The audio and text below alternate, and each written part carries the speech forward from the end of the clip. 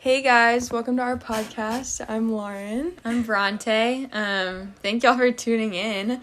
Lauren and I have just thoroughly enjoyed our Men and Masculinities class and getting to learn about men and society and societal pressures and gender roles and everything else that comes into play with it. And through the process have just really wanted to know what pressures our guy friends around us feel and just men in society. So for our project, we decided to sit down and ask our guy friends some real questions, and specifically, what does it mean to be a man? And so all the guys that we are talking to are also men of faith who follow Jesus. And so throughout this podcast, you're going to hear us ask two questions. The first question I'm about to ask them is, what does it mean to be a man? How would you define what it means to be a man? What does society say being a man is? And then we're going to ask later on in the podcast, what does it mean to be a man of faith? And has that changed your viewpoint of what it means to be a man? And has those societal pressures changed? Do they remain the same? Et cetera, et cetera. And so yeah, I can't wait for y'all to hear what they have to say. I respect them so much and am just thankful that they are vulnerable enough to actually speak with us and tell us real things that I feel like we don't ask enough and we don't actually acknowledge. Sometimes we just don't even talk about it. So yeah, first question, guys, what do you think it means to be a man? Hey, my name is Jaden. And what I think it meant to be a man before Jesus is you don't show your emotions. You have to be strong through everything. You're not allowed to be called weak, and you just have to be strong through every situation. What's up, y'all? My name is Matt. Let it be known that I'm doing this interview in a pink AD Pie baseball hat. Before coming to faith, I think what I believed being a man was just that you were kind of this constant anchor, that in every situation you had to be super stoic, that you were the person that anyone in the room could look to when everything else was going out of control, that you were always strong, your emotions were under control, your feelings were under control, and that usually just meant that you didn't express them.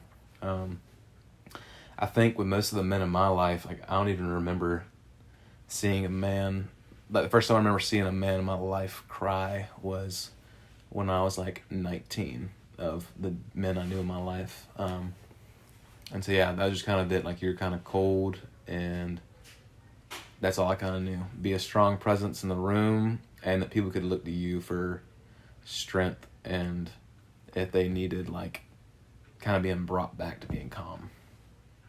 What's up, y'all? My name's Drew.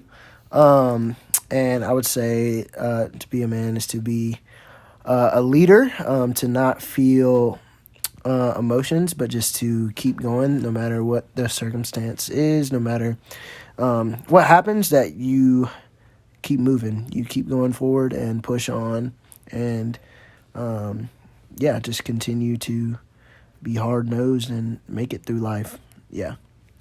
Hi, my name is Matty P., and before I knew Jesus, being a man meant hiding or suppressing my emotions, and making myself appear as more of the superior, be that physically or emotionally. My name's Michael, and I think society expects a man to be like a proud, boastful, domineering, kind of like a big personality, who society would perceive that as like strong and like a leadership. But I mean, we can debate if that's like a true leader, but I think they want like a big personality that's like domineering and knows how to like take control of things and like be kind of forceful in a way, you know? All right, guys, thank you so much for sharing your thoughts on what it meant to be a man pre-Jesus. I know that it can be hard to share your thoughts on the societal pressures that have been put on you from a young age, but we just want to thank you for being vulnerable and sharing all of that with us. Yeah, like Lauren said, again, just echoing, thank y'all so much for being here.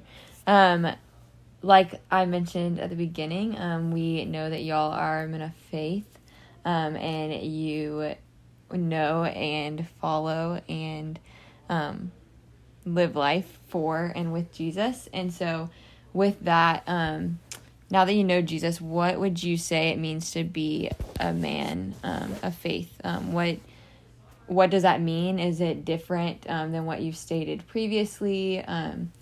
And also now that you are a follower of Jesus, does that impact the way that you live as a man and the way that you view what it means to be a man?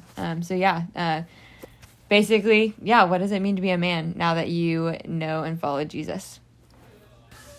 Yeah, so there's definitely societal pressures that are placed on us for sure that affect things. But now with Jesus, I think there's still that essence of like men are supposed to be strong, but now it's more not based on us. It's based off of our faith in Jesus. And like being a man now means just being obedient to Jesus and having faith in Jesus and growing in that way. As with everything else, that Jesus takes what the way the way the world says things should be, and flips it on its head.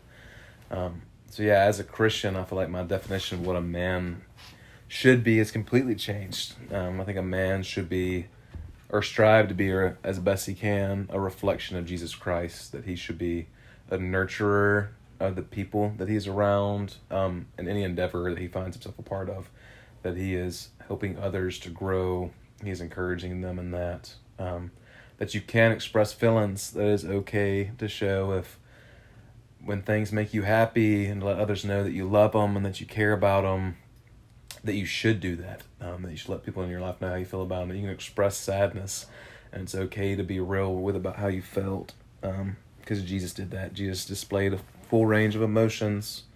I feel like that completely changes the definition that you have of what a man should be. And I feel like the easiest way I can summarize it is just that of the role that Jesus took is like giving things life, and trying to do that. So as a Christian man, I feel like it's trying to speak biblical truth, live as Jesus would, and to give things livelihood.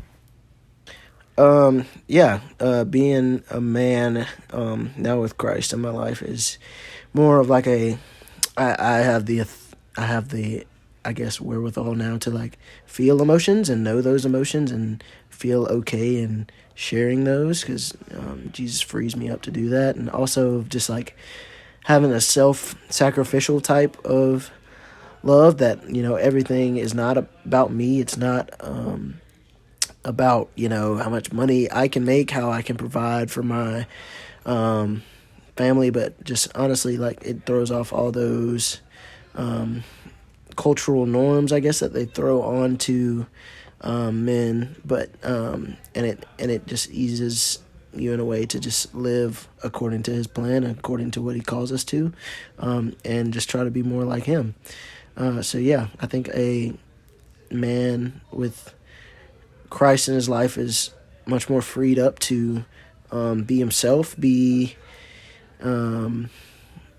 just feel like an actual person and not confined to, I guess, the cultural and societal norms that people create. So I think, like, as a follower of Christ, in the one aspect, it's like, I know because of the book of Acts and what Paul has said in his letters, that, like, once we die and are in heaven, it doesn't matter what sexuality or gender we, like, identified as on earth. Like, we identify as children of God and are just, like, all spirits with God. And it's kind of like a weird, like, mystical thing up there.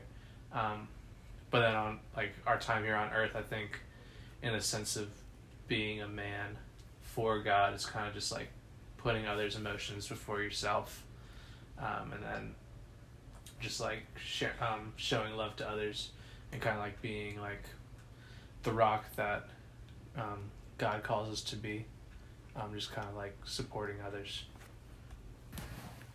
So now that I am a follower of Christ, I do think that the societal pressures still exist, but I kind of just, I guess, read them a different way, like being strong and like a leader. I think of it in more of like a sacrificial and like humble way, as in like instead of being like, oh, I'm going to be the leader of my family and like be strong in my family, I think of it as like I'm going to be strong and like provide for them, but like in a way that points them to the Lord. So like say like for instance like you work a 9 to 5 and like instead of coming home and being like, yeah, I'm like financially like mature and like and providing for my family financially, it's like, oh, like I'm going to work and serving my family and then like leading them to the Lord. And also like I talked about how you have to have like a big personality and stuff. I think like that's how society perceives men as strong, but how like I perceive like a strong Christian male is like being so strong like in your faith that like you're unwavering and like you're very consistent. But yeah, like I said, I think societal pressures are still there, but my mindset of how I am a man, how I go about like being strong is just different basically. And I think strength is like one of the biggest things to being a man, but society and a Christ-centered mindset are two completely different like viewpoints. Thank you all so much again for sharing with us. We value everything that you have to say so much, and we've loved learning from you guys. Me and Bronté talk about this often, and we have learned so much from you guys, and our eyes have truly been opened. And to anyone listening, we just hope that you've learned a little bit and that your eyes have been opened in the same way that mine and Bronté's have been. We just hope that this podcast really has just given y'all more perspective. Like Lauren said, me and her have grown a lot by just having conversations and being real with our friends. And so we hope and pray that this would just give whoever's listening boldness to sit down with friends and ask real questions, because we really don't know how others perceive the world until we ask them about it. So I hope y'all just learned more. Even if you don't know these people in this podcast, you learned a little bit more at least about our community and what it means to be a man to them, as well as what it means to be men who live life for Jesus. So I hope you learned stuff, and we are just so thankful that y'all are listening to this far. So thanks so much for tuning in, and hope y'all have a great day. Bye. Thank Thank you.